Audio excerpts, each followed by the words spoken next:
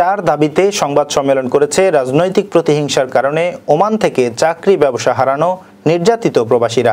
মঙ্গলবার বেলা 12টায় রাজধানীর ঢাকা রিপোর্টার্স ইউনিটিতে এক সংবাদ সম্মেলন করেন জোরপূর্বক প্রত্যাগত ওমান প্রবাসী ফোরাম নামে একটি সংগঠন।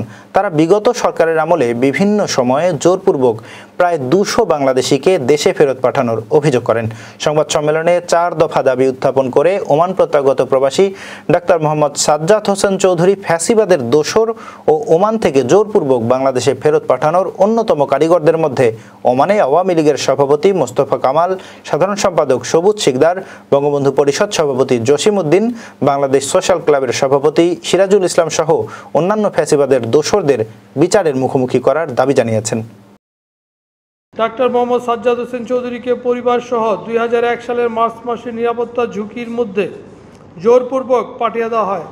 তখন দেশের যে আর্থসামাজিক পরিস্থিতি ছিল, আমি ফেসবুকে কিছু লেখালেখি করতাম, সমালোচনা করতাম, যৌক্তিক সমালোচনা করার দায়ে সেগুলো সব ফটোকপি করে বিভিন্ন এজেন্সিতে NSI, SB, DGFI, স্বাস্থ্য মন্ত্রণালয়, পররাষ্ট্র মন্ত্রণালয় সব জায়গায় দিয়ে আমাকে গুম অথবা হত্যা করার চেষ্টা করা হয়েছিল।